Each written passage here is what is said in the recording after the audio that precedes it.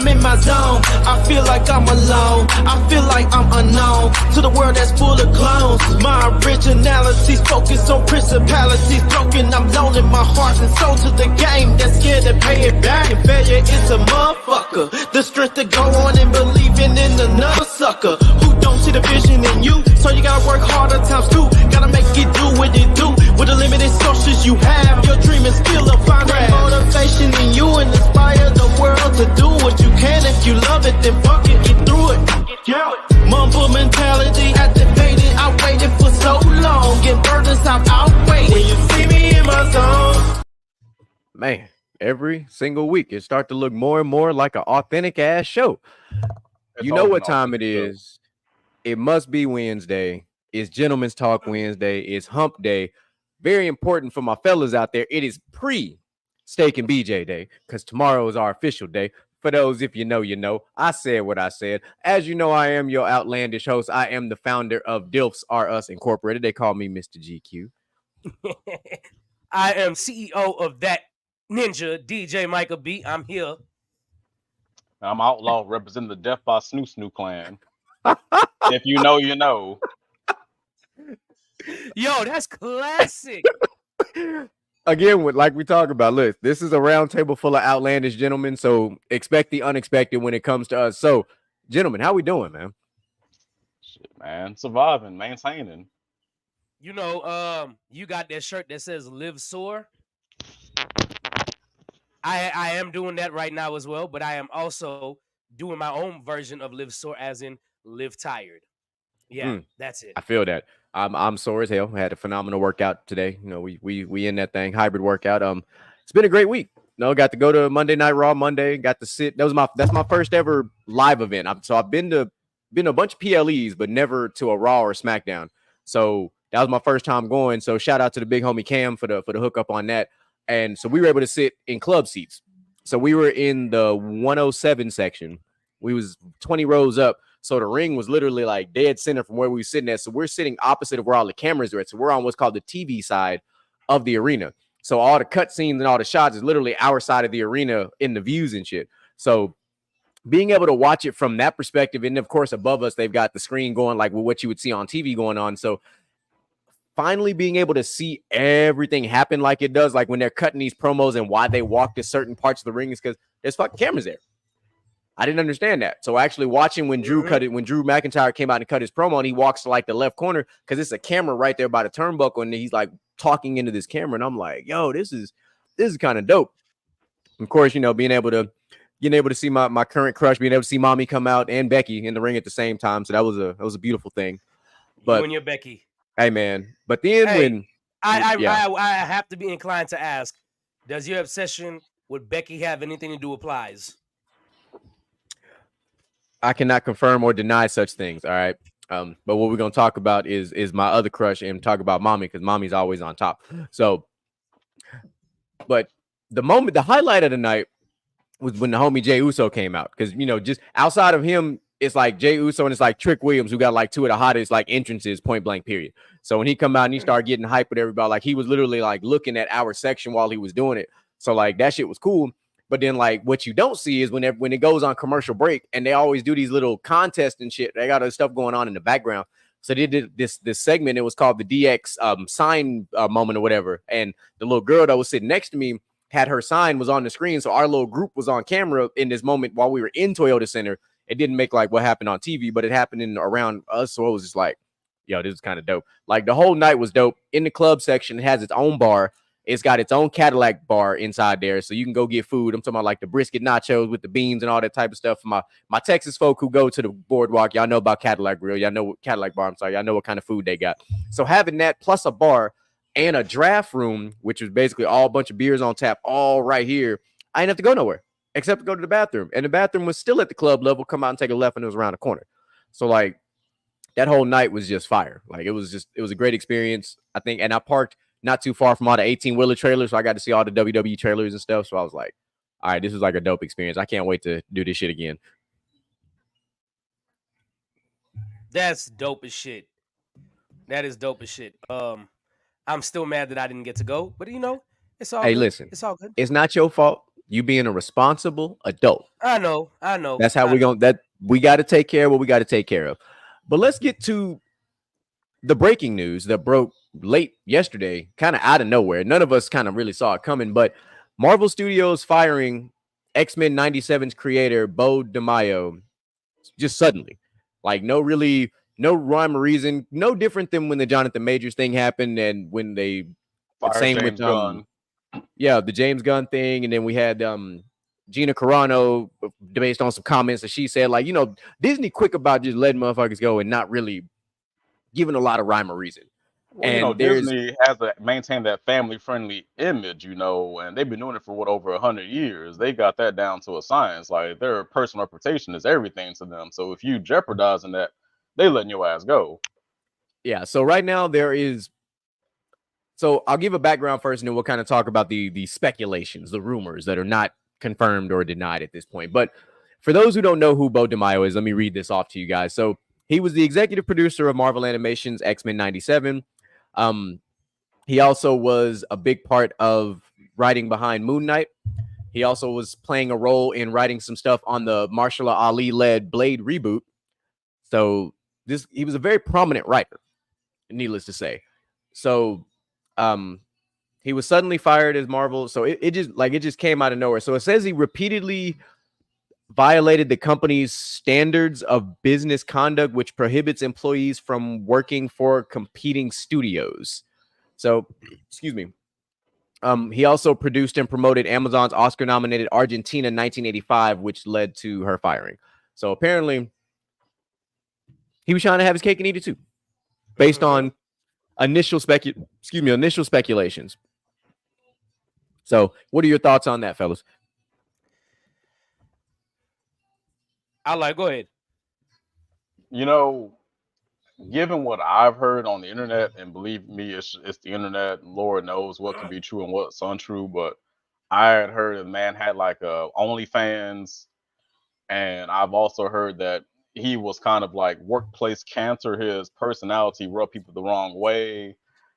Who knows who he could have pissed off? And like I was saying earlier, like Disney got the reputation to uphold. Like if you're not adhering to a relatively family-friendly image, they're gonna cut your ass loose. Like there are some things that they just won't stand by. I'm even surprised to this day that they gave Robert Downey Jr. a chance, because y'all know who he was back in the day. Yeah. And I love Robert Downey Jr., but that man used to cut up before he became Iron Man. Yeah, cut up in more ways than one. Yeah. I'm happy you brought that up. And the reason I'm happy you brought that up, I want people to understand Robert Downey Jr. was picked to play Tony Stark because Robert Downey Jr. is Tony Stark in real life. Literally. That man was an addict and a fool, but immensely talented. Like Tony Stark. Yeah. Sometimes I think he was just playing himself in a sense. That's how I feel all the time when I see it. If you watch any of the Marvel interviews, he is just like that with Tom Holland or whoever else is doing interviews. He carries and conducts himself that same way. With that being said, y'all know you have to have a squeaky clean background to work for Disney. This is not surprising on why they did it. It's just surprising that they did it. And that's really how I feel about it. It's like, I really thought that for once, everything was going to follow the script of the comic books. Yeah. Apparently not. Well, here's the thing with X-Men 97, it's a continuation from where we left off on season 5. So we're continuing the story. I believe we're missing 4 voice actors from the original. Oh, nice. So I believe the one that played Wolverine, the one that played Gambit, the one that played Rogue, and the voice actor for, I want to say even Storm. I think those 4 are not going to be, and they're going to have completely different actors altogether. Oh no, you can't get rid of the Storm's voice actors. Well, given that there's contracts and other stuff that were going years on. ago, like I'm surprised, they got as many actors as they could to come back over 2 decades. I'm shocked that they had a bunch that came back like that. But I'm legitimately shocked at that too, because I mean, if you go back and look at the first the Lion King and then go to the live action, the only person they got to come back was James Earl Jones. Yeah. But that man is too iconic to pass up. Like Yeah, you can't of really course. replace James Earl Well, Jones. Yeah. James Earl Jones got the squeaky clean record, so that's Well, not. he's also played two of the most iconic characters in Hollywood. This man has Yes. played Mufasa and Darth Vader. Like, let's not let. And if you want to keep it a step further, he also played the King of Zamunda. You know, on top of all that, you know, this man played iconic characters left, right, and all around. So, Wasn't he I'm also still the first mad. Conan the Barbarian? yes, like this man has been everywhere. I'm Like, still mad they did not get the Queen of Zamunda to play Sarabi in the live action Lion King. That shit still makes me mad because she's still mean, alive and she could have still done it. yeah. I mean, I To get be it, but it's okay. I mean, to be completely honest, this might be a hot take. The live action Lion King didn't need to happen to begin with. It's I felt- trash. It had no Yeah. soul. It was like Let's shot for shot, let's bar be for real. Like, bar, a remake of the original, but with none of the character soul. like it, because Lion King is one of my all-time favorite Disney movies, and the live action of all the live action Disney movies, Lion King was the most unnecessary. Hell yeah. Like Mulan was because dope though.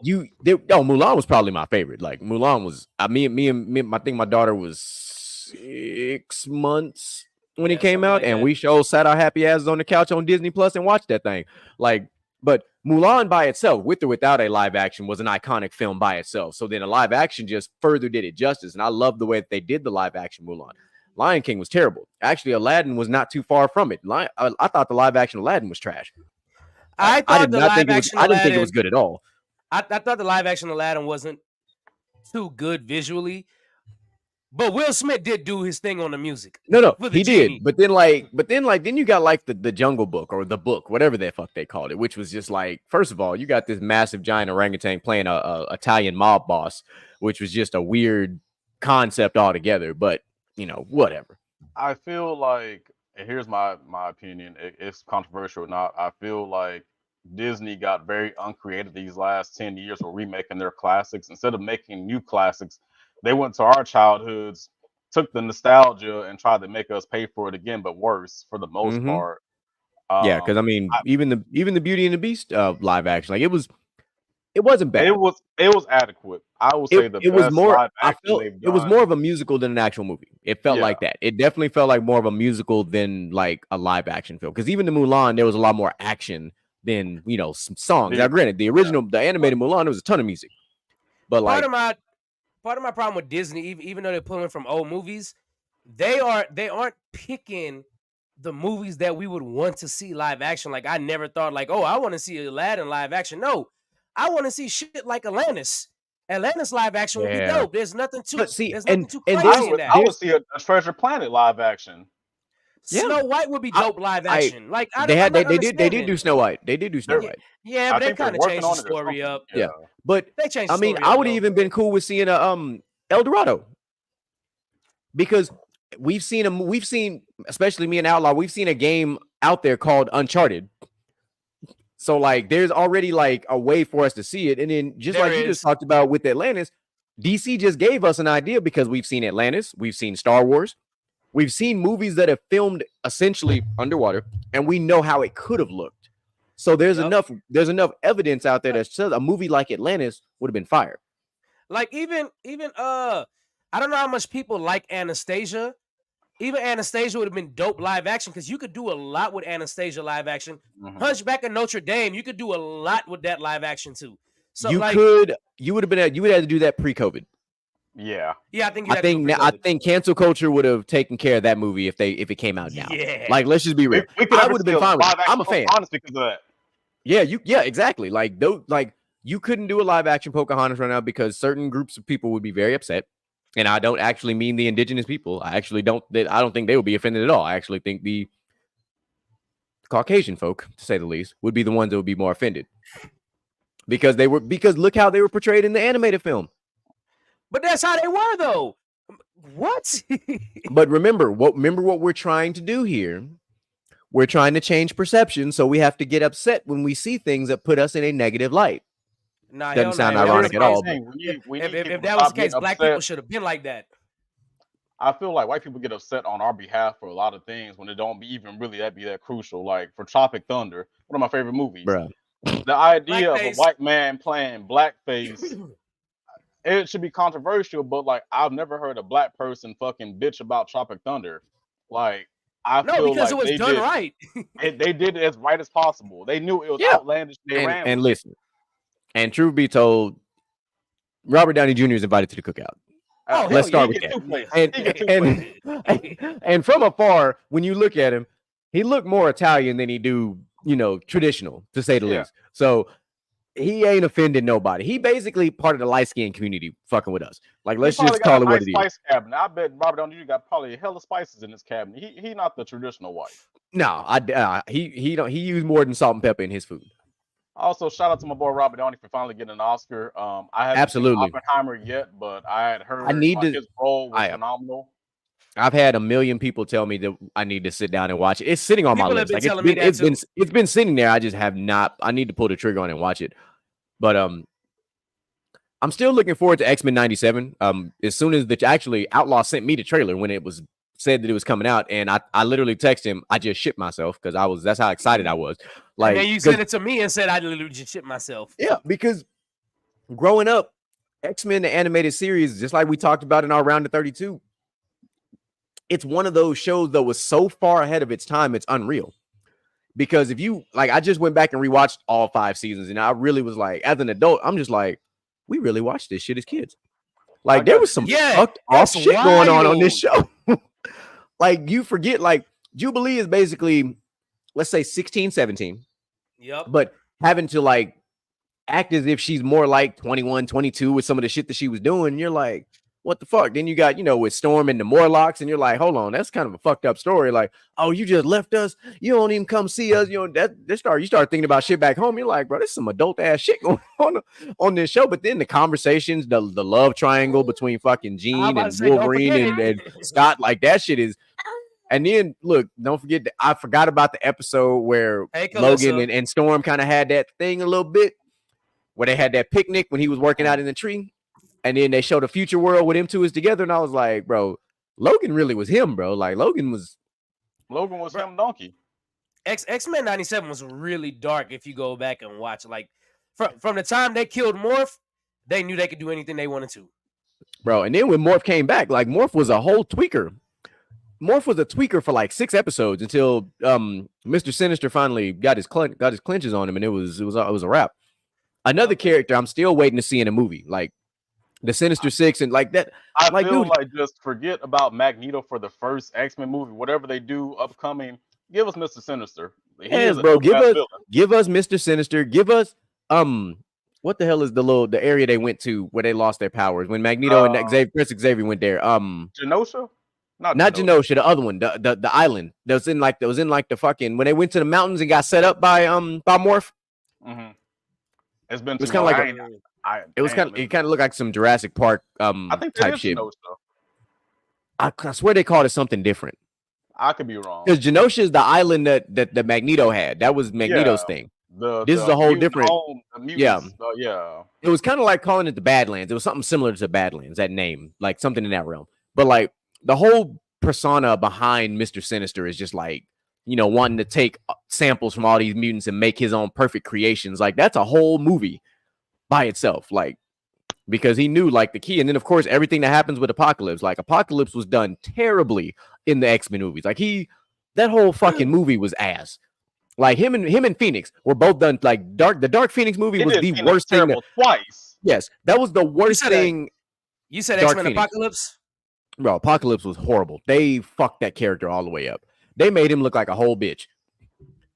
And they had Like, a great actor bro. playing the role, and he still couldn't Yeah, play it. like bro, like it's like they gave Ultron wasn't a mega villain, but Ultron looked better in the Avengers in his one Avengers film than Apocalypse did in this one. Like that, it was bad. Like bro, Apocalypse is literally on the Thanos level of villains, and he got looked at like Nothing. even the Green Goblin and Spider-Man looked better. Bro, even what's the guy name in Days of Future Past when he created the robots? Oliver Trask or something. Yeah. Right. Oh yeah, Trask. Yeah, Trask. They made this dude. They made the God damn it, what's the name of them robots? The Sentinels. Right, the Sentinels. They made them shits look amazing. For them to come back and do Apocalypse after that, because Days of Future Past is probably my favorite X-Men movie that Sony made. Sony and It was Fox good. made. So It was good. No, Days of Future Past was good, but like Apocalypse know was just what- horrible. Days of Future And- Past is second. The first for me is gonna be Logan all the way. Logan is the best. oh yeah, X-Men now movie. Logan, yeah, Well, I'm see, I consider Logan a stand. I try to consider Logan a standalone. yeah. But I mean, it's a part of the X-Men cinematic universe. It though, is. Like, It is. but I mean, the movie's just all about Logan. all the Wolverine standalone films were amazing. To be But I mean, the completely very honest, I last feel one, like though- every X-Men movie is basically a Wolverine movie, anyways. He's always the Yeah. main character, some way, Yeah. somehow. You know what? In X2, it was pretty divided. Like it was pretty spread out. Because you know, Logan was a big part of it, but so was Rogue was a big part of it. Bobby was a big Yup. part of it. Like it was that Magneto one was basically that one was main a little character. that one was a little bit more spread out as far as the on-screen time. But like the very first X-Men, it was X-Men over everybody. And the first But Logan when you film look had at that X2 terrible again, fucking The main villain, his beef is primarily with Wolverine. He's this part is of his this backstory. is true. Yeah, but I mean, and but I loved all the Wolverine films standalone, especially the last one. Like the last one, The last one is amazing. so like it's crazy when you watch it. I'm gonna say it like that. When you watch it without being a dad, and then you watch it as a dad, it hits different. Because when I watched it again after having, my kids, I was just like, bro, that kind of fucked with me a little bit. Like there's some kinda like emotional how shit because I watched it on a plane. Yeah, it's like when you play The Last of Us or you play like Yeah. God of War games as a parent, it hits way different. Because The Oh, yeah, Last for of sure. Us as a dad, it's like I can't do Yeah. this shit. I don't know. Yeah, the Last of Us is hard. Like, still cinematically one of the greatest video games PlayStation's ever put out. Like outside of Folks ain't like ready God of for The War, Last of Us like, season 2. Folks The ain't Last ready of for that. Us, The Last of Us, God of War, Uncharted, 3 of the greatest cinematic video games that PlayStation has ever put out. Like, you can literally be sitting, like, I can sit next to you and watch it, and I feel like I'm watching a movie. That's how beautiful those 3 games are. Like, I remember playing an Uncharted, and at the time, the lady I was with, she was like, she thought I was watching a movie. And I was like, no, I'm playing a whole ass game because Nathan Drake is literally that dude. Like, the movie was okay. Like, the movie wasn't bad. The movie could have been way worse. Tom Holland like- should not have been Nate. But Like, true, I like Tom Holland, but nah, they should have switched it. Mark Wahlberg definitely should have played fucking Nathan Drake because he would have been better at it. But you got to they think, capitalized on the yeah, box office. but because yeah. Sully's older, so they should have chose somebody that was not More not seasoned. Mark Wahlberg. Mark Wahlberg definitely could have played Nathan Drake because I think he would have fit the bill better. But they chose Tom Holland because of how popular he was, because of Spider-Man and everything else. And then, of course, Zendaya. We know how Hollywood goes. If you're hot, we want to use you. That's just, remember, we used George Clooney as a fucking Batman. Why? Because he was like the hottest thing at the time. Because he was a good Bruce Wayne. That's why you use him. No, fuck no. Don't ever say that shit. That man was not. He was a good Bruce Wayne. He was I mean, all right. like- He was an okay Bruce. He was an all right Bruce. Wait. I'm not saying he played the part good. I'm saying he fit the bill of Bruce Wayne during the time they made it. Like George Clooney was like what they the hottest man on the earth, and Yeah. he fit the He bill. was Bruce Wayne's In personality real for life. sure. Yeah, he was a very conventionally handsome dude for the time. Because you look at somebody like Michael Keaton, who's not Yeah. conventionally, handsome, but he's my favorite Batman, honestly. I like Michael Keaton. Batman is pretty good. Like I like Yeah. Michael Keaton. I like Christian Bale more, but I like Michael Keaton. Like I'm a fan of Christian Bale. I didn't know how to feel at first, but then I feel like he has the worst Batman voice. I'll give you that. His Who? voice, because it feel Christian Bale. Christian Bale. It's very He has forced. the worst Batman voice. It's very forced, but as far as everything he did as Batman, I liked the way he played it. He played both sides very well. He played a great Bruce Wayne and a great Batman. It's just his Batman voice. Yeah. I couldn't It- take it serious sometimes. Yeah, but I definitely think he played an exceptional Bruce Wayne. Like I really do think he played an exceptional Bruce Wayne. I'll give Like, some he credit to, weird- Robert he Pattinson. like- played yeah. it very well too. Yeah, I had to give Robert Pattinson his flowers for that one. It was very difficult for me to watch that at first, but then as the movie progressed at about the 44-minute mark, I was like, all right, this ain't a bad movie. Because it's nothing against Robert Pattinson. Like Robert Pattinson as an actor is actually a very good actor. If you Like, look outside of Twilight, he The actually movie has a that the movie that he did together with William Dafoe, The Lighthouse. Holy shit. You want to talk about that movie right there? If you want to see the range of Robert Pattinson, just go watch that movie. It's got you because he played an exceptional role in that movie. Of course, we Speaking hear of William Robert Dafoe, Pattinson. Oh if yeah, William William Dafoe Dafoe. was younger, he could have been a great Joker. He could play the Joker right 100%. fucking now. Oh, Honestly. dude. Fuck. William Dafoe could definitely play the Hey, no. Joker now, Nah, and I would bruh. be fine with it. You know what? I get what y'all saying, but as I've seen this man play the Goblin, I can't unsee it ever, ever. So, Hey, bro, I feel that because hey, look, man. I can't see anybody else playing the Goblin because of it. and And not man, only he was it looks like so a goblin. good, He do got the chin, like he got a pointy ass chin, everything. He got it all, together. It's Not kind of only- creepy. not only did he play it so well, he elevated it in the last Spider-Man movie with Tom Holland, which was You know- because he was But he was the literally best part of that movie. Yes. So what's Yeah. crazy, right, is you say you could see him playing the Joker exceptional. Well, I think he would play an exceptional Scarecrow. He could play any. He's got unhinged he's got Batman the villain he's at this he's point. twisted enough with the way he portrays characters where I think he could play the Scarecrow and the original his other persona, the doctor that he played before, and like the psychiatrist or whatever it is. He could pull that off. Here's my hot take for fan casting for the next Batman movie: Batista as Hugo Strange.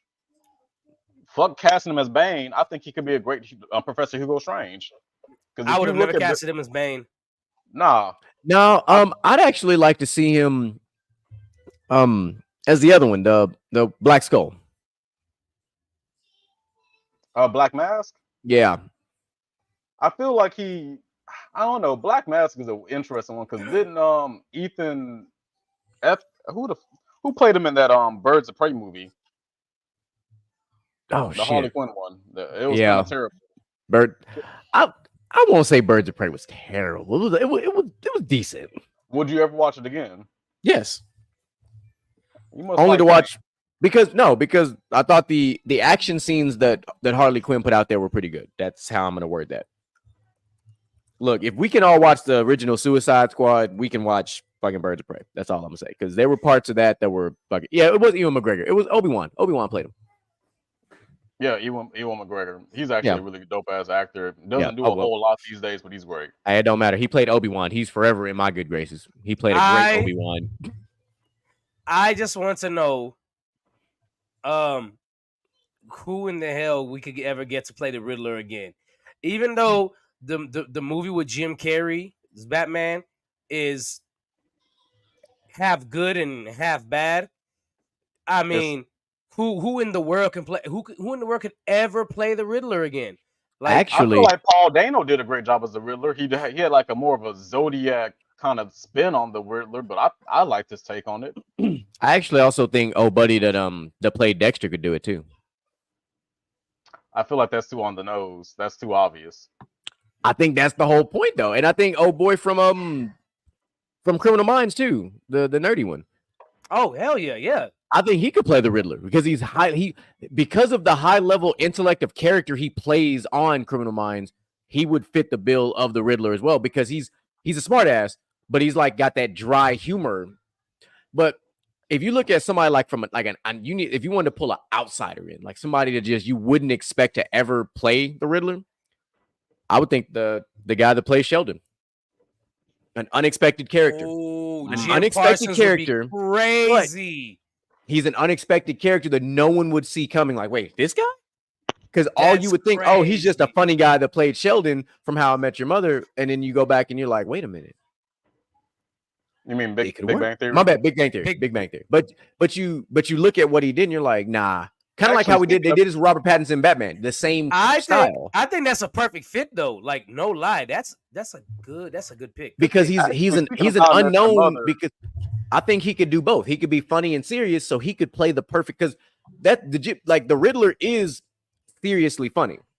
Like he's serious and he's funny and he fucks with your head, like all encompassing. So Who was the cat? I forget. Did he freeze? I think he's about to drop out and get his GED. Well, come back when you get your masters. It'd be like that sometime. Well, how about we shift some gears while he's out and he can come back in the middle of my segment. You already know what time it is. Go ahead and drop that for me real quick.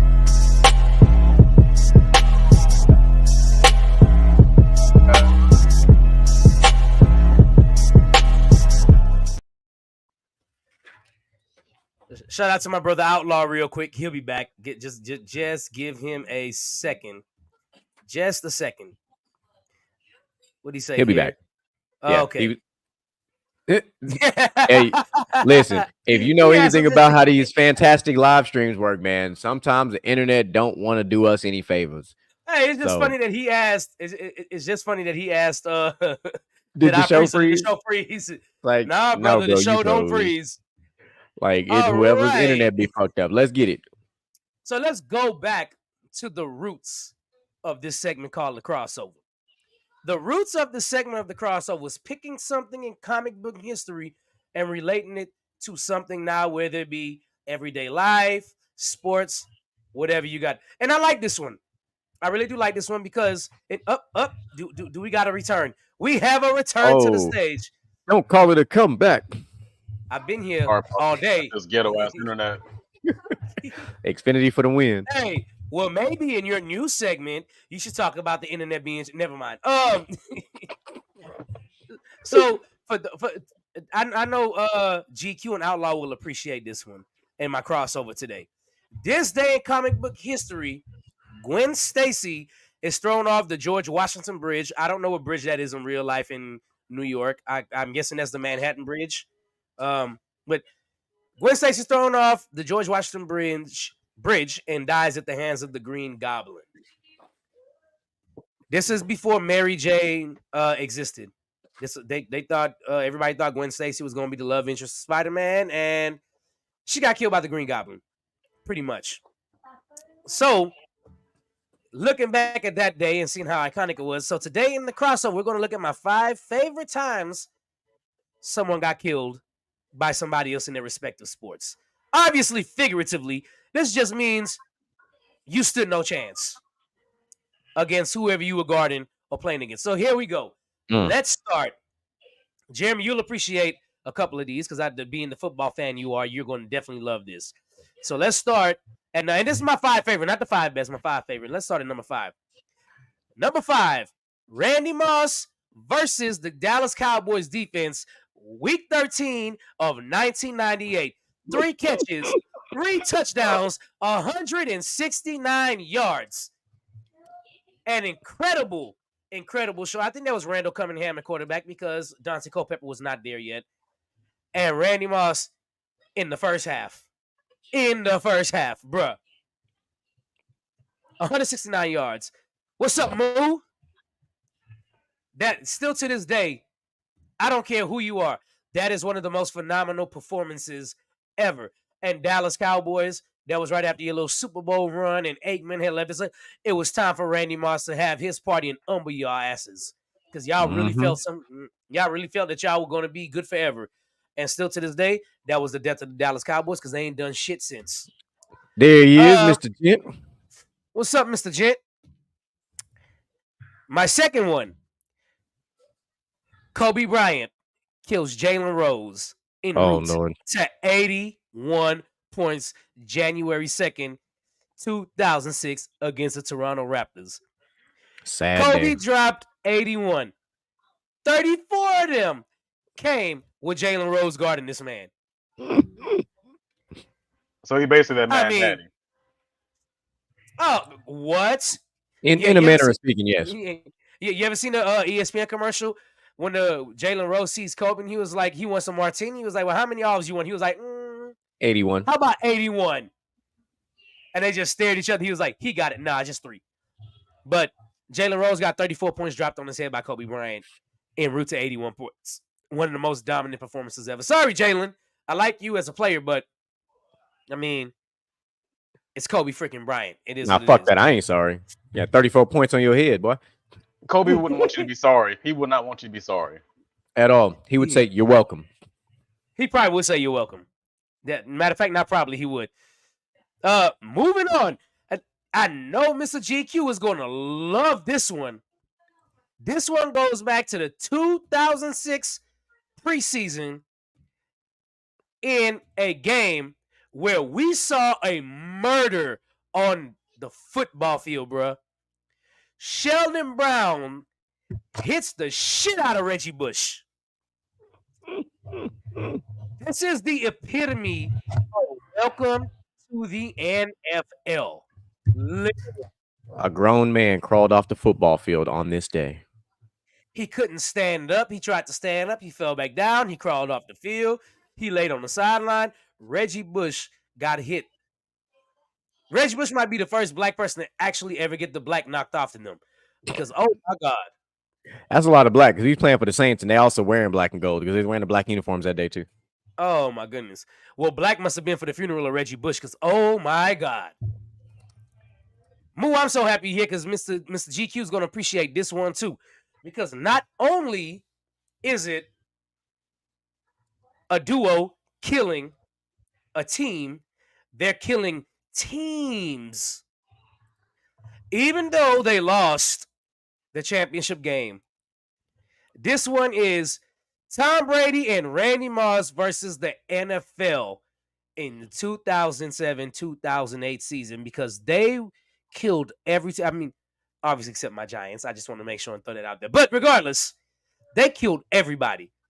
Everybody. That was the most deadly quarterback wide receiver duo we have probably ever seen in NFL history. Could you have imagined if Tom Brady never went to if Randy Moss never went to the Raiders and went straight to New England? Boy. Oh man.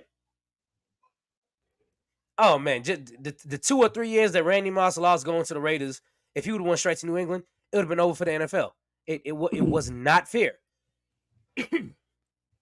And last, but certainly not least, a highlight of this year.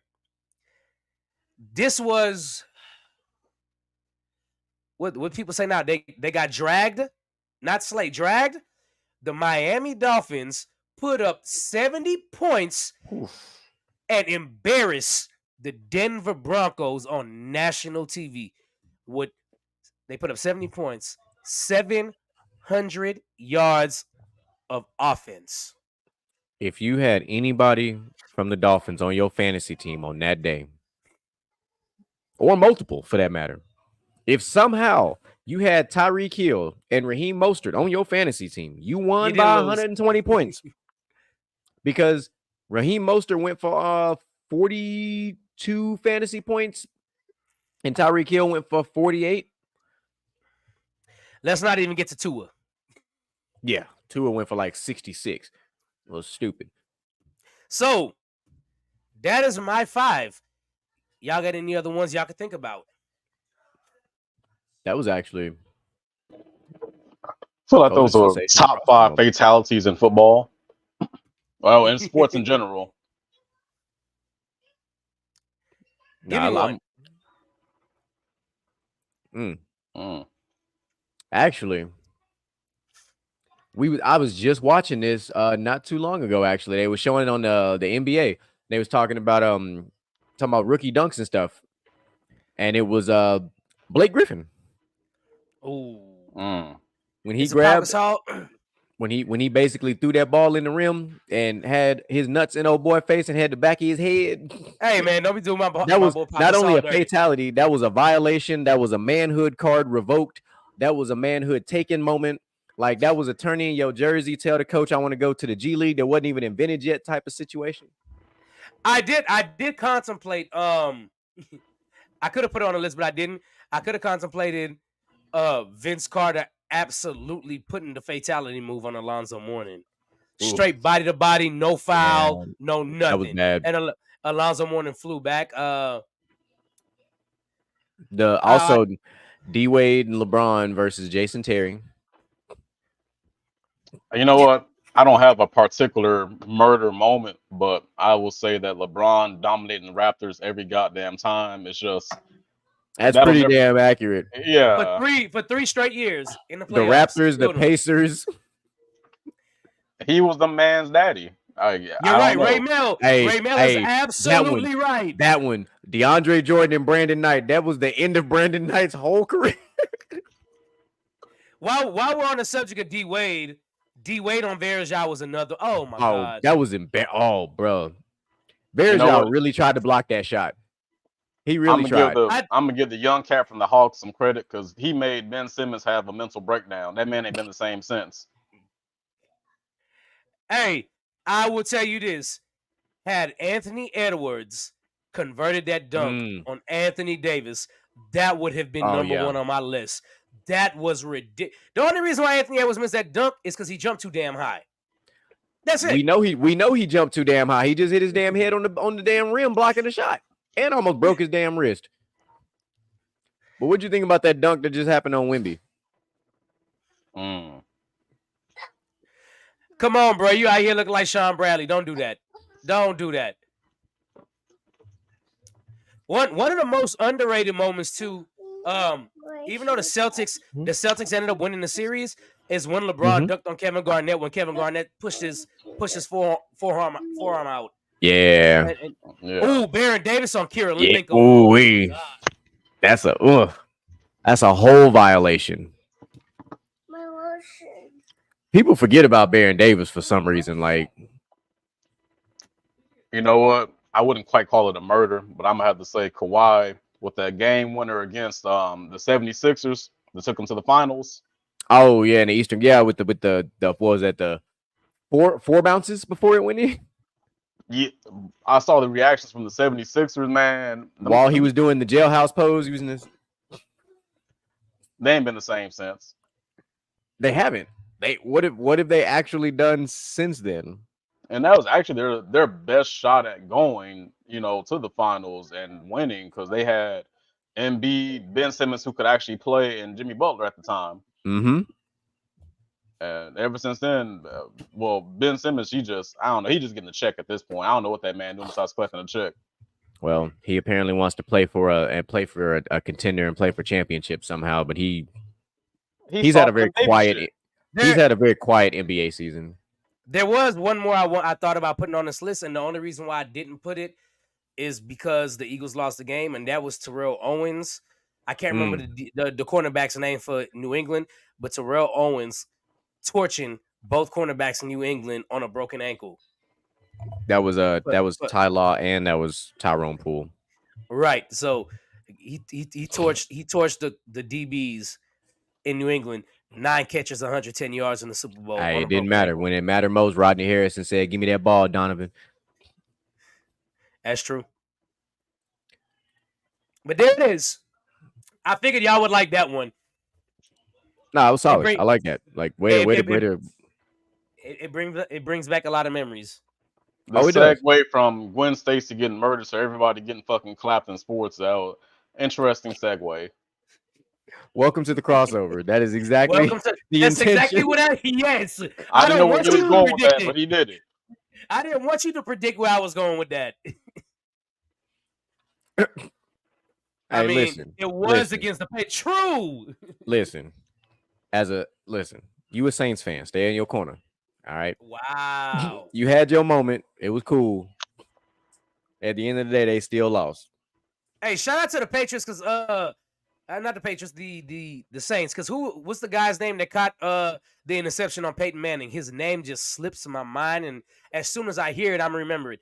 He caught the interception in the Super Bowl and killed the Colts comeback. Oh, I don't even remember. I can't remember his name. It's been a while. Porter. You go, Porter. You're absolutely right, Porter. Oh, Tracy Porter. Yeah. Yeah, that was a moment. I knew he had to answer. That's his squad, so I knew he had to answer for that. And speaking of killing people, how about when Stephon Diggs killed the whole New Orleans Saints vibe when the Minnesota Miracle happened? Beautiful. Yeah, that don't rip open that wound. That one was that was the Minnesota Miracle 2.0. Yeah. The wound you should never open up is the one where the Rams beat the Saints, and we all knew it was a pass interference. Oh, that was horrible. Well, it was fun.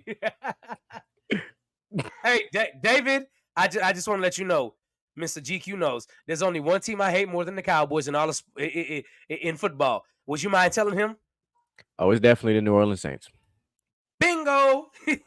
What did they ever do to you? No, it's not what they did. It's what their fans did when they came here after Katrina. We don't talk about the Katrina refugees. How old were you?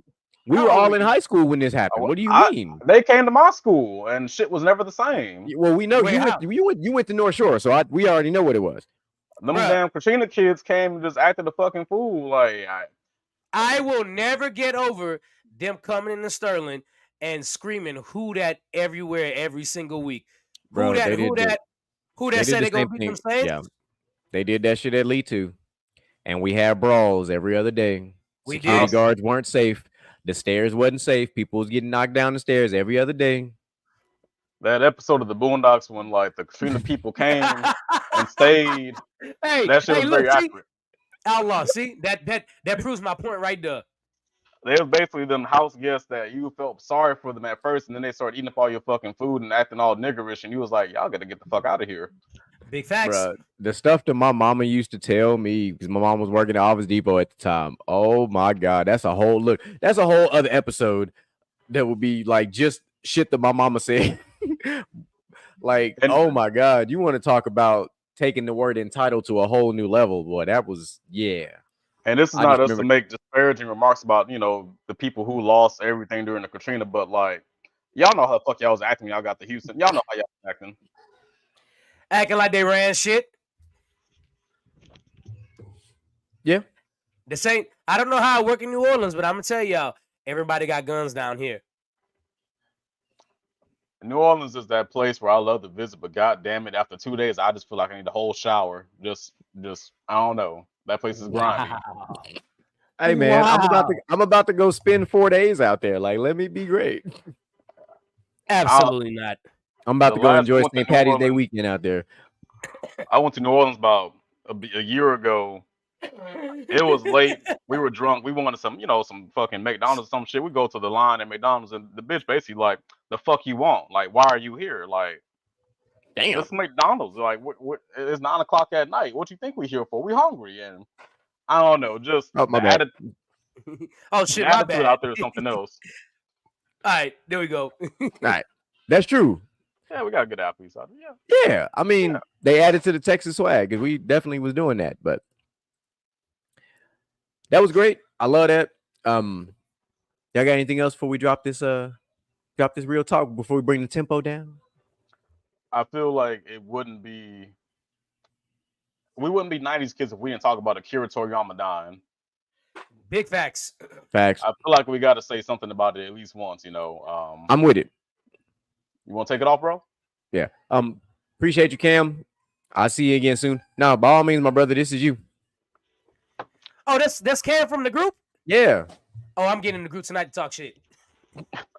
But Man, by all means, yeah, take it away, Allah. I'm gonna keep it short and simple, man. If you look at the way that Akira Toriyama influenced an entire generation of kids and all the games and movies and shows that have taken inspiration from Dragon Ball Z, like, I feel like that's a legacy that nobody can top as a creator, like, this is gonna be a hurt that we're gonna feel for a long time.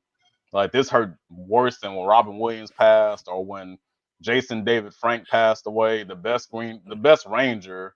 Yeah, Kevin Conroy, the best Batman. Like, I mean, cherish these creators while we got them. Show this stuff to your kids. If your kids don't watch Dragon Ball, put them on it now. Cause my daughter loves some Dragon Ball. She might end up being Goku for Halloween this year. Yeah. I might have mean, a lot of Vegeta outfit. We're gonna be out there playing today. And you know what?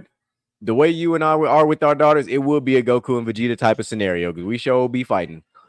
Like, but just echoing the sentiments. Like, we're talking about somebody who, one, his most iconic character was based off of another iconic character, and for me, especially being a martial arts fan, based off of Jackie Chan, which is crazy.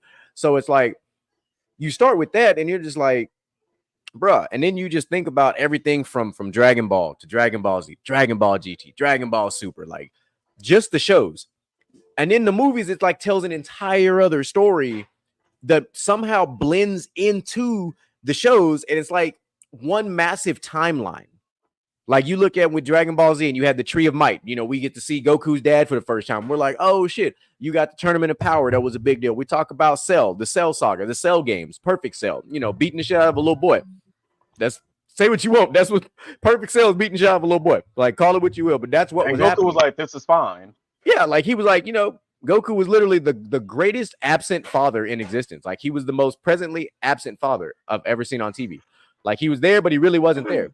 But then we had the Majin Buu saga, one of the greatest stretches in a show. Like Kid Buu was still one of the greatest villains. Period. No, that I'm little gonna motherfucker. stop you there, bro. Because like Uh-oh. the Buu saga, it wholly exists on motherfuckers making bad decisions. It does. Vegeta went Majin because he was salty. Hey, listen, Fucking- Majin Vegeta is my favorite Vegeta character. Goku could have clapped Fat Buu, but he was like, "Nah, I'm gonna let Goten and Trunks take over, Yeah. and they're gonna save the world." What the And fuck? then got turned into some fucking cookies. They fumbled.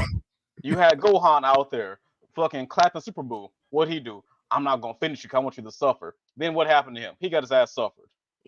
The whole Buu saga is like everybody just making bad decisions, and that's But it why I was can't written, call- it was written so well. That's why. Like even Hey, old Gohan Boo, can't catch a pass. I got He you. can't catch a pass. even old Boo was whooping their ass. Like old wrinkly crusty Boo was beating their ass. Like, but like Kid Boo was literally steps away from blowing the whole fucking planet up behind bad decisions. You know, Not the steps. androids. He blew Like- the planet up. He blew the whole planet up. He did. Yes, but And we know Kid how the Buu is story. just like the actual. He is the incarnation of Black Air Force energy. Like if anybody Kid- is just yeah. a walking Black Air Force, is that motherfucker? Like Kid Boo was literally Stewie Griffin and Bart Simpson with Black Air Force Ones on. That was Kid Boo.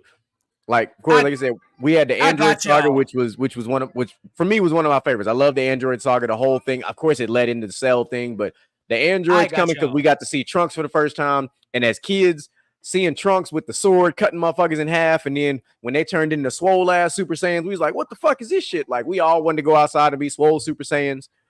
Like we all did. We all wanted to go out there and be like, "Hey, I'm trying to be Super Saiyan and swole. I'm trying to be both." I got What you got y'all for with us, this Michael? one, man. Let me tell y'all why Akira Toriyama.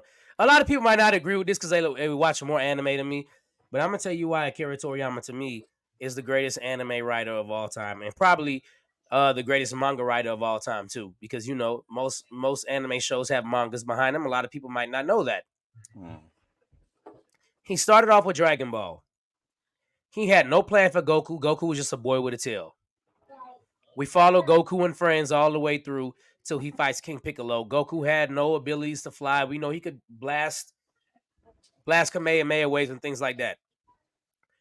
But for him to go from Dragon Ball, go into Dragon Ball Z, and make up the origin story after you already have the origin for Dragon Ball and just a guy that was born with a tail, and make it all blend together is absolutely magnificent and brilliant.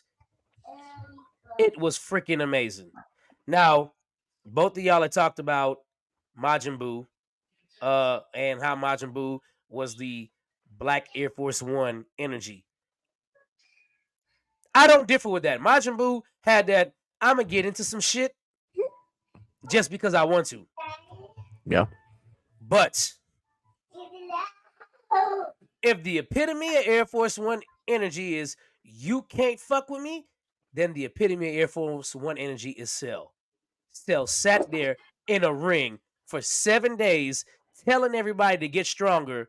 And then the best they had to offer before Gohan lost his mind and got stronger, Goku went and got stronger. Vegeta went and got stronger. Trunks went and got, they all went and got stronger.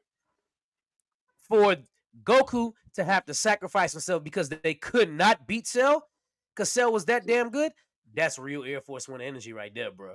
You can't like, you know what? Go get stronger. Go ahead.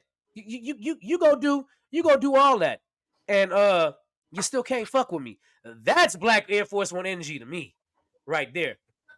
And yes, Moo, I definitely Every agree with you anime, every fighting anime is inspired by Dragon Ball. Like we don't for get sure. Yu Yu Hakusho or One Piece or Naruto without Yeah. Dragon Ball. If you don't believe that, you ain't been paying attention. And then to go in to, I mean, Dragon Ball GT was not his brainchild. It is what it is. So I'm gonna just skip Dragon Ball GT and I'm gonna go into Dragon Ball Super.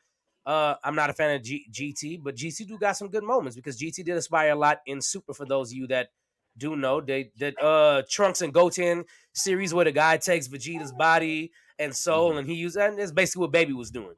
Yeah. So And we brought the But going tails in back. Dragon Ball Super, yeah, go yes, and we brought it to going into Dragon Ball Super after what was it like 20 years gone, 20, 21 years gone, Something like that.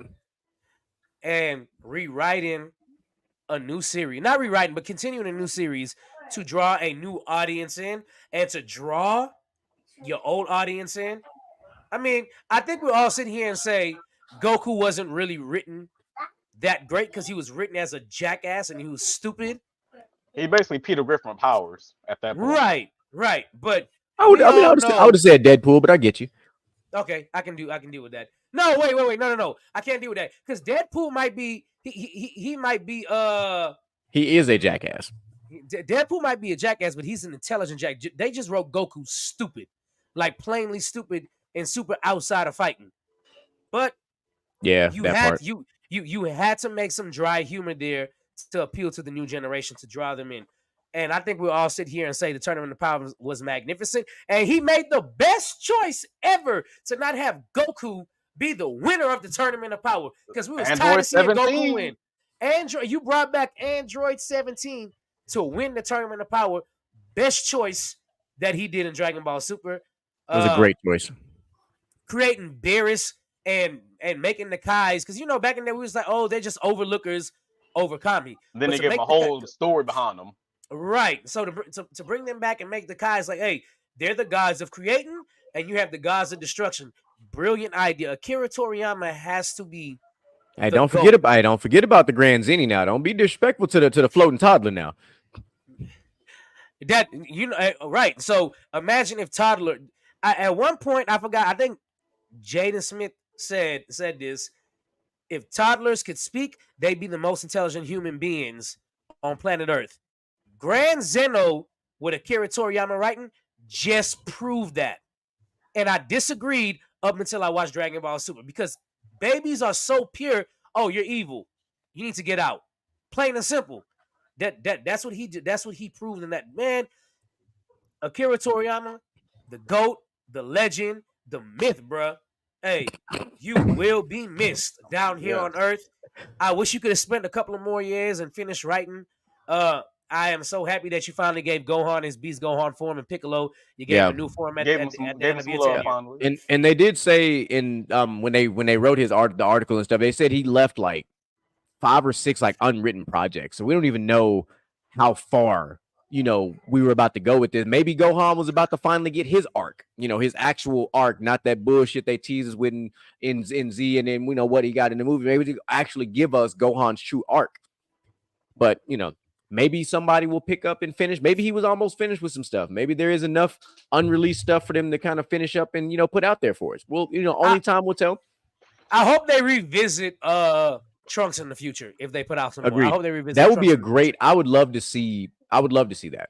Honestly, the thing about Trunks is that he handled business way too quickly. If you look at everybody that Trunks fought, he'd be trying to kill them immediately. He don't like to drag shit out. So like, hey, Trunks said, "I'm standing on business." Yeah, but Trunks was that dude. He pulled up and killed Frieza in like 12 seconds. Hey, look, when he cut Frieza and his brother in half. He's like, "Fuck both of y'all." Oh, the dad, not the dad, because Cooler, the whole family got fucked up. Well, Cooler came and fucked Vegeta and Goku both up. Well, Cooler is a because then I think what they call it? Was a Mecha Frieza, the half whatever, and still got cut in half again. Like Frieza just could not get cut in half. Yeah, Toro was the guy that's writing the super manga right now. So hopefully there's some continuations from that for sure. I got one more thing to say about Dragon Ball before we get off topic, but I feel like the reason why Dragon Ball resonates with so many people is because it's about people overcoming, their obstacles, their insecurities, rising above and rising to meet the occasion. Every saga, they think they done did something. Somebody pulls up like, you ain't did shit, and they get their ass whooped, but they always come back and persevere and overcome. And I feel like life is a lot like that. Nobody out here fighting aliens and damn warlords and shit, but we out here fighting, real life issues. And sometimes when I think about the shit that I'm going through, I'm like, man, Goku could do this. He could rise above this shit, Like it's like when you go to the gym. How many niggas in there wearing anime t-shirts?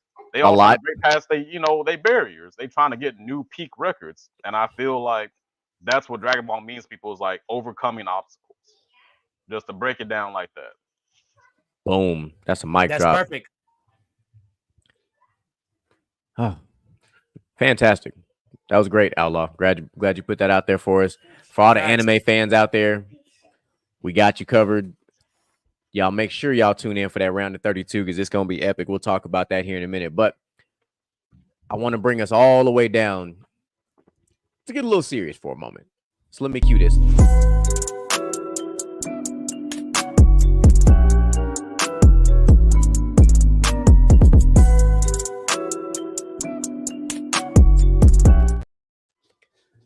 So I pose a question for the round table.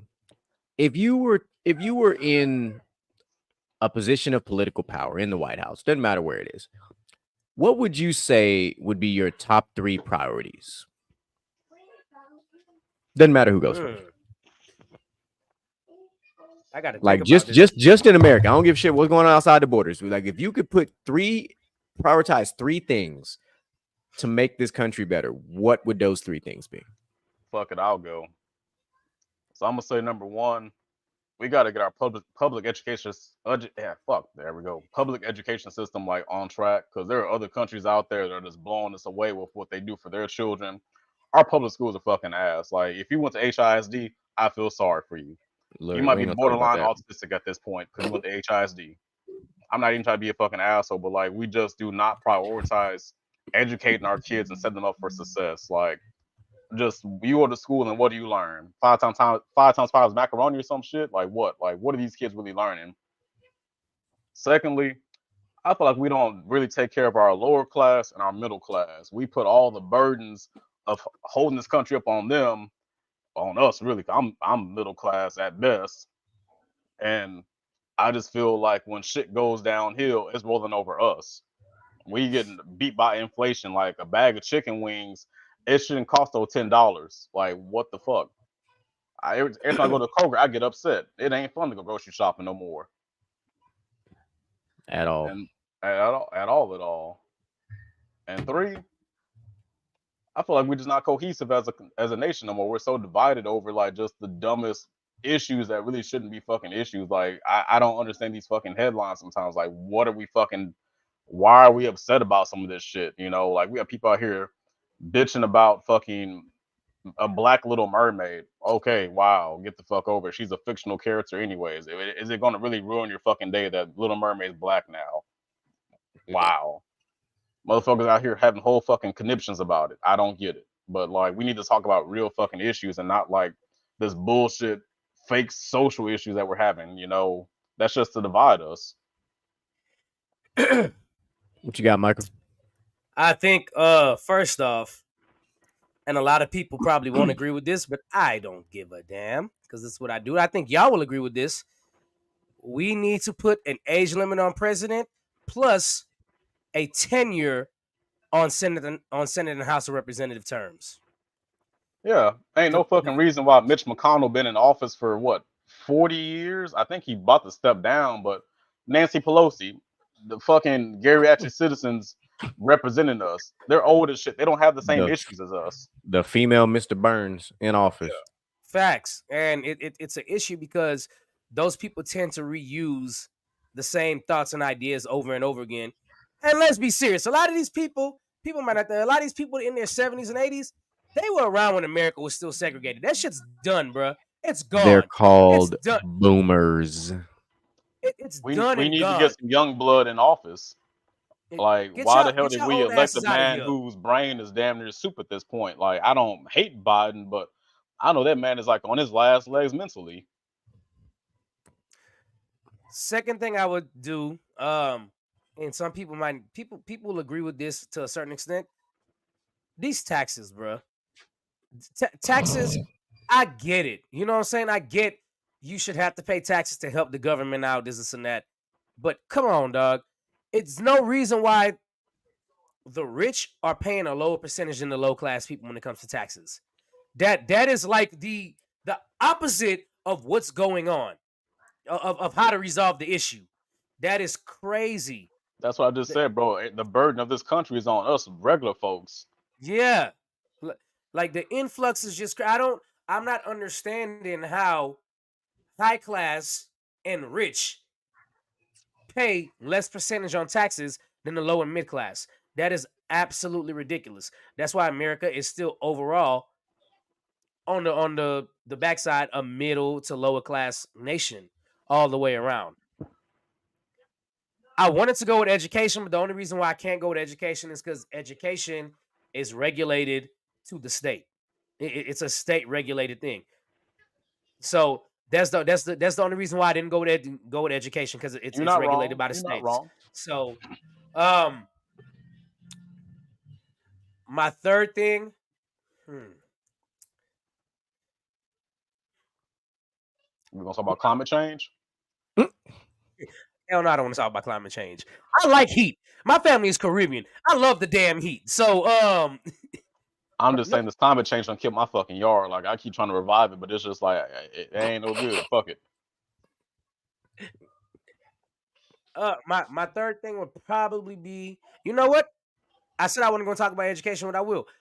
I do think education should stop being state governed and be governed nationally. So Because federal. every state federally, because every state has their own agenda on what that state should learn, but it doesn't necessarily translate everywhere in other states. I mean, if And you of look course, at your history books, if you look at a history book written in Texas versus one written in New York, it's radically different. Like, how the hell do you have a Mhm. different perspective on history? On something that was already written. Yeah. So, needless to say, ladies and gentlemen, if y'all paying attention, there's a reason why I asked these two gentlemen that question. We do this real talk segment because there's always a question. There's always a reason. These two men here would be phenomenal in the White House right now, because let me tell you what's actually going on. None of that shit that they just said. None of it. What are we prioritizing right now? A fucking bill to ban TikTok. That's what the fuck we are prioritizing. Why? Because that motherfucker is on a fast track to be posted. It today, as of today, had a 352 to 65 vote pass to go to the Senate already. Why in the fuck? Why do we give two fucks about a social media app? What you are telling the people that live here is that you care more about what the fuck is on their phone than anything else. So let me dive deeper into this. So here's why, because it ties back into those. I have to choose my words carefully for various reasons, but it goes into these things that we talk about as certain agendas and things that don't go with that agenda. That's how I'm going to say that. So let's talk about it for a second. So the House on Wednesday passed a bill that would lead to a nationwide ban of the TikTok app if the China-based owner does not sell its stake. See what I did there? If China-based owner doesn't sell his stake, as a lawmaker acted on concerns that the company's current ownership structure is a national security threat, aka selling people's information to third-party individuals. But every app does that already. In one way, shape, form, or fashion, because even Facebook, Meta, whatever, however you want to look at it, is Saudi Arabian owned, if I remember correctly. So whatever, that's neither here nor there. But TikTok, which has more than 170 million American users, is a wholly owned subsidiary of Chinese technology firm ByteDance Ltd. So that's the biggest issue, is that it's not owned by us. If it was owned by us, it wouldn't be a problem. But because it is owned by someone else, and the problem is, and this is why I say it's a problem, because if for some reason this goes all the way through and gets banned, it is going to affect a mass amount of Americans who have pretty much make their living off of this now. Because these creators, content creation is a thing amongst the generation, we'll say 2 generations behind us, basically. Like this is their thing. Like we were the infancy stages of social media, because when we came up, we were in the AOL chat rooms and we got MySpace, but we know when we got into high school, like we had MySpace and like Facebook was like for the college kids. And then like, as we got into Facebook, professionals moved from Facebook to LinkedIn, and then Instagram became a thing, and Snapchat and Vine and TikTok and, my yearbook, like all these different social media platforms came out. And, But now here we are, because we're not getting a big enough piece of the pie. We've got to regulate it, just like we did with drugs, just like we do. Just that's why nationwide weed is still not legal. And not I a big feel enough like to piece your point, every time the government steps in to try to ban something, it just makes it worse. The war on drugs, what happened with that? Prohibition, that shit ended like real quick. Like, nah. I feel like we shouldn't let the government tell us what we do, like, outside of the. I just feel like if it ain't hurt nobody, what's the point in the government coming in? What's the point? Yeah. I know TikTok probably selling our data, but shit, every time I fucking talk about getting a pizza, I get an ad on my phone. How? Our phones are listening to us. These apps are listening to us. They already tracking us. Social media listens to us. Yeah. If you and I talk about something on Amazon and start scrolling through social media, that shit gonna pop up. Exactly. So what does that tell me? Somebody paying attention, because the damn show ain't me. Every time my daughter says something about Bluey, I get a fucking alert for like that Bluey show coming in July. Yeah. Just like when we was talking about unicorns, and now that fucking unicorn show is coming to the H at the end of April. Like, we know what it is. But that's my issue with this is, of all the things, just like the things that you both laid out, that we should prioritize. Like, fuck the bullshit. The number one thing we need to prioritize is this budget that we still can't agree on. We've only pushed it to the right 5 different times. We have yet to fix that shit. Make that shit make sense. Like, not to mention what Outlaw said hit the nail on the head. And this is why I like doing the Real Talk segment, because when the three of us and those in the chat, because we're all about the same generation, when we were kids, if you were in the middle class, we thought we was good. Because when we were kids, the middle class had these $100,000, $200,000 houses, was going on family vacations every summer, had a summer house and a regular house. Like, we thought the middle class was good. We thought that growing up, at this point, we all had that one friend that was in the middle class, and we went to their house, and that's the first time we ever saw a 2-story house. And we was like, yo, facts. This man got a $225,000 house. You thought every motherfucker who had a 2-story house was rich. Yeah. It didn't matter what the house was at. You got stairs? Damn, that bitch is 3,300 square feet. Got stairs. Y'all got a game room. Just having a game room. All that type of shit. When we were kids growing up, we was like, yo, I ain't really saying, yeah, cool, it'd have been dope to be rich. But listen, if we made it to the middle class, coming from where we all came from, when you come from nothing, making it to the middle class, that's a damn good place to be in this life. But now, me and Outlaw, we 100% are in the middle class, and we live worse than the poor folk. We both got upper $200,000 homes, and we was just talking about groceries today. Me and my wife was talking. She went to go get some doggone body wash for the baby. The damn body wash we used to get for like $5, $6. Now that shit like $8, $9, $10. Like, speaking of the baby, let me interject here real quick. My third thing would have probably been different now that I had time to sit back and think about it. My third thing would have been addressing homeless veterans. That would have been my third thing. Addressing homeless veterans. Because it doesn't make any sense to have that. But yes, homeless veterans, like, you fight for this country and you come back, you ain't got nowhere to stay. Like, you on the streets, like, I don't get it. And we're like the richest nation in the world, but we treat people like just fucking shit. Like, I don't get it. Like, I've been to some cities like Austin and Denver who have homeless populations worse than Houston. I thought Houston had it bad, but holy shit. I did too. Austin and Dallas, it's on a different level. But to go back to what we started originally, for the government to ban TikTok at this point is absolutely ridiculous. It's just absolutely ridiculous. We have more pressing issues we need to deal with in this society, and I'm not understanding. This is exactly why we need younger people in the Senate and the House of Representatives. As far as the judicial branch goes, I don't care how long you stay in the judicial branch. It is what it is. We need some people that actually know the law to be Supreme Court justices. So I'm fine with that. The only way you can pick up all that is actually sitting there studying and going through it. So So I don't I want mind to, that. I want to touch back on something right before I had to go take care of daddy duties for a second. You talked about homeless veterans. That part for me is the most damning and the most baffling thing I've probably ever seen growing up. Is the same individuals that made the choice at probably 17 years old to don a uniform and fight for their country and do whatever it is that they need to do to make sure that we could sit here and have this fucking podcast are living on the streets.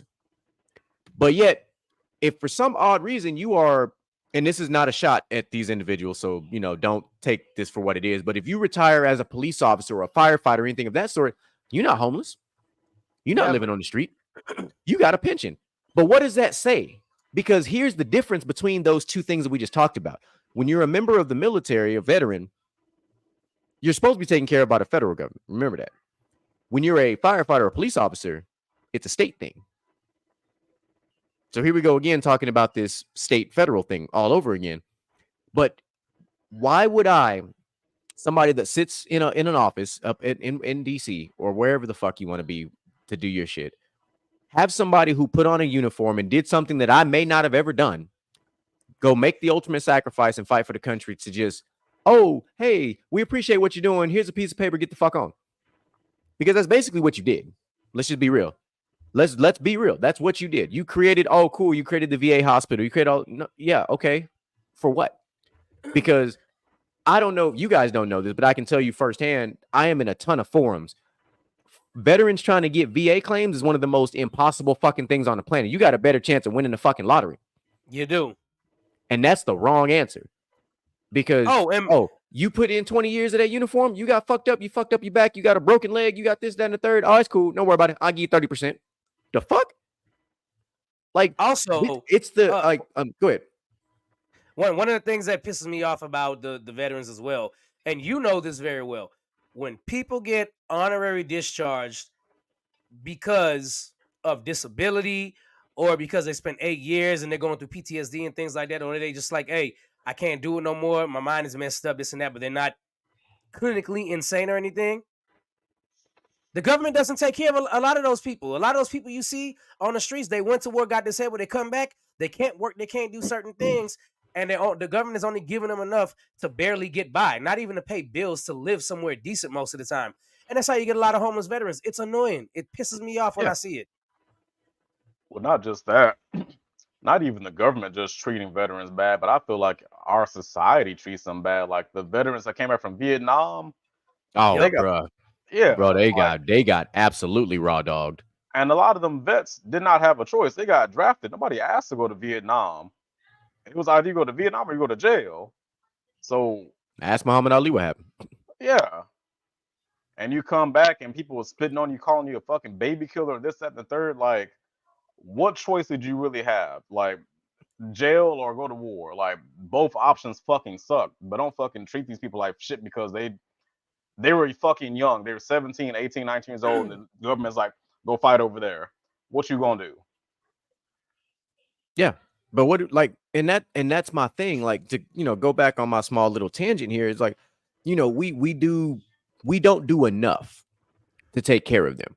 We treat a lot of our older veterans. The newer veterans have gotten smarter. The older veterans, unfortunately, who didn't have access to some of the things that the newer veterans do, got treated no different than we treat our senior citizens in this country. We throw them in an old folks' home and we forget about them.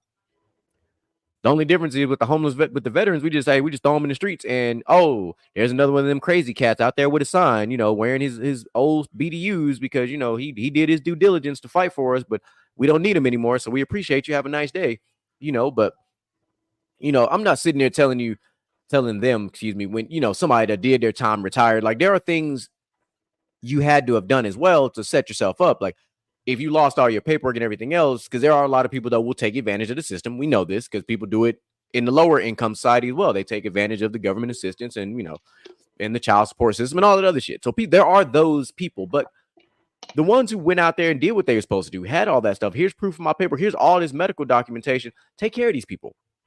Give them the care that they deserve. Why are they having to pay for medical care especially if it is service connected? Like, point blank.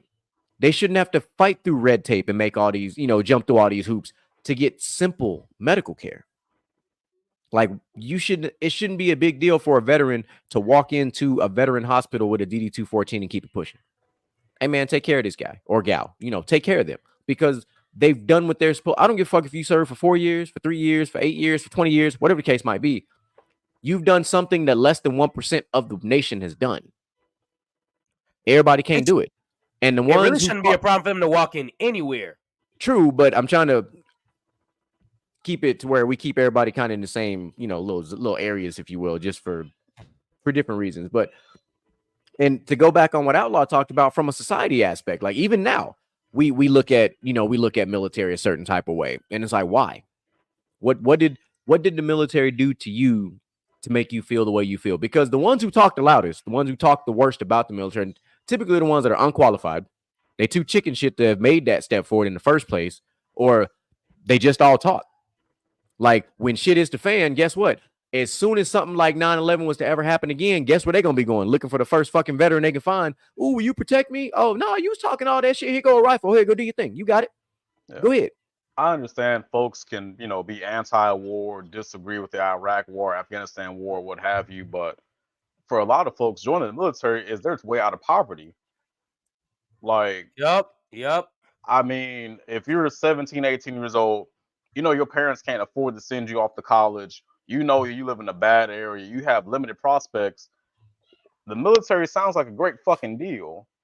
Like, I'm just saying, like, it's a way for you to go to college if you're going that route and get your college paid for for you to set up a future life. So now all you got to do is not be a dumbass. It's just like, so to peel back the curtain, when you go to school on military benefits, it's just like going to college as an NCAA athlete. All you have to do is maintain a 2.0 GPA. A D? If you go below a 2.0, just up and breathe. Yeah. If you go below a 2.0, that's when they start taking that money back. Or if you get on academic probation or academic suspension, you got to now, they're going to recoup that money, you're going to pay it back. So all you got to do is take your ass to class and do what you're supposed to do. And you're going to get your school paid for. But the people that talk bad about, veterans and such, usually people who come from privilege, like the people who didn't have to do that kind of shit. To basically, echo your sentiments. Like, these folks have a silver spoon or have their parents take care of them, what have you. So they get to sit up there and act like they know everything. And it's like, you don't know what these people have gone through. You don't know why they even chose to join the military in the first place. Everybody has. It ain't all black and white. No, it never is. All the veterans I know, it was like, hey, I can't make it out of where I'm at right now with my current circumstances. The military was a way out for them to elevate themselves. And every veteran I know right now is doing well for themselves. So I can't be mad at their choice. I can't either. I applaud them all. I applaud all of my uniform. I applaud all of my uniform cats. Whether you military, whether you a firefighter, whether you police officer, whether you medical. If you don a uniform and you are a civil servant of some kind, I applaud you because everybody can't do it. They talk a lot of shit. People talk bad about police officers too. I'm like, listen, man, everybody can't literally walk around knowing they could be shot at any point in time because of you wearing a uniform and a badge. Yes, cops get a bad rap because of a few bad apples. Guess what? Every industry in the fucking world has bad apples. All right. Corporate CEO companies have bad fucking apples in them. It is what it is. It's a part of it, but that doesn't make up the vast majority of those individuals in those same industries. It's just how it is. Every group is going to have an asshole. 100%. Just don't be the biggest one.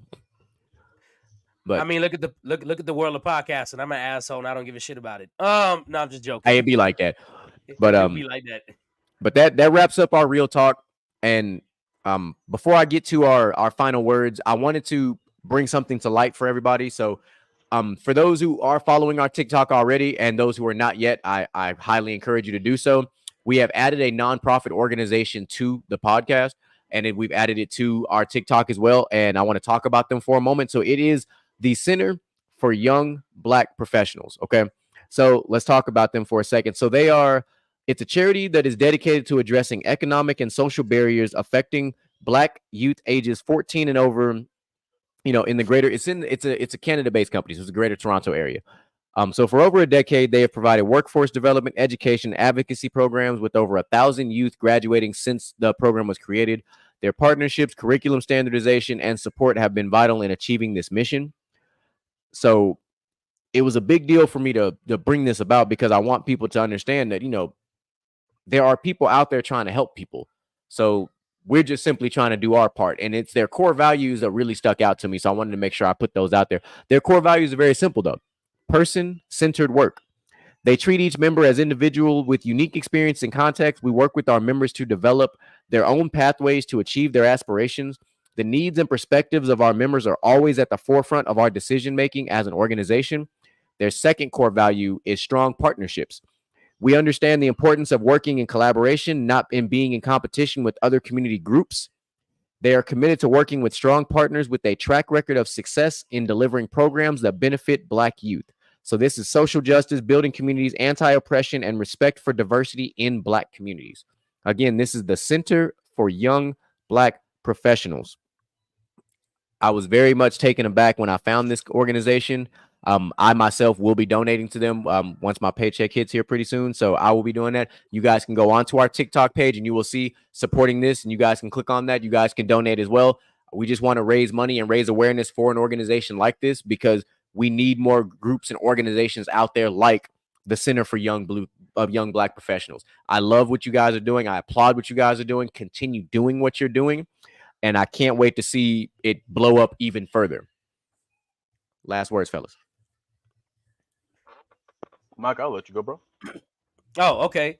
I just want to take my final thoughts now to send out prayers, hugs, love to the family of Javon Coles, who was a North Shore High School student who had multiple Division I offers, 4.1 GPA, had academic scholarships, all kinds of things. He was murdered over the weekend when he went to a party and a drive-by shooting happened.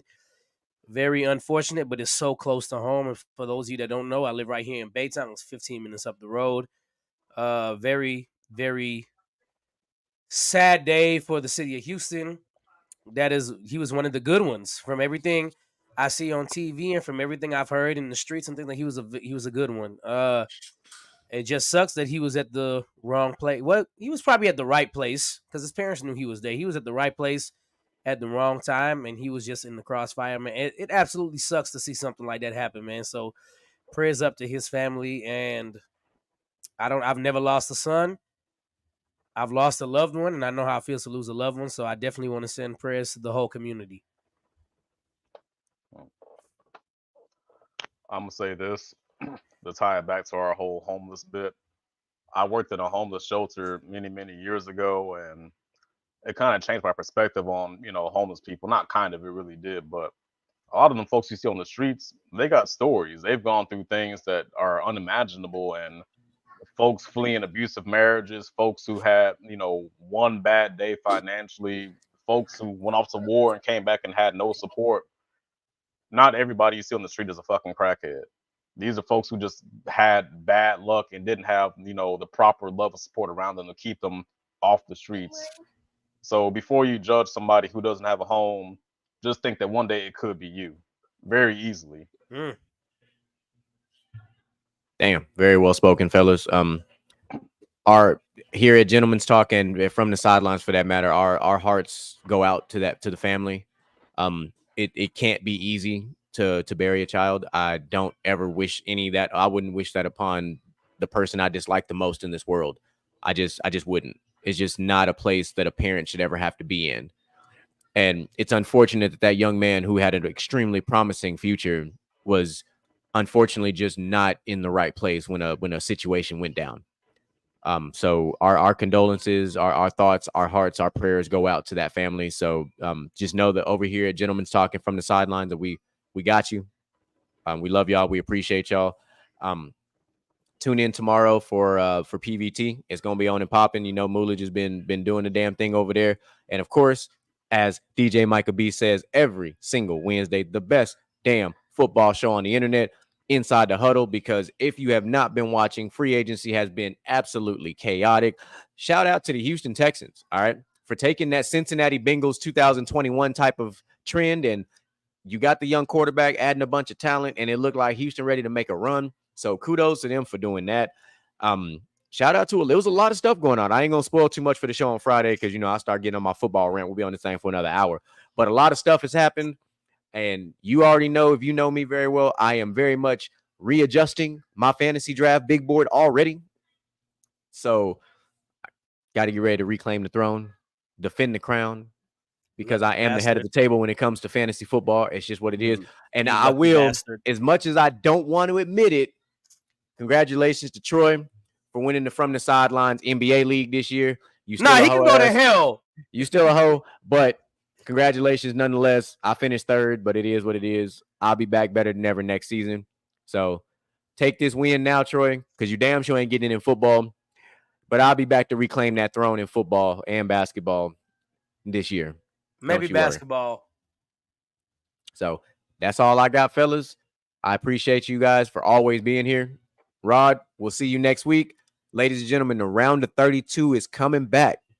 Keep your eyes open. We got a couple of previews coming down the pipe for you.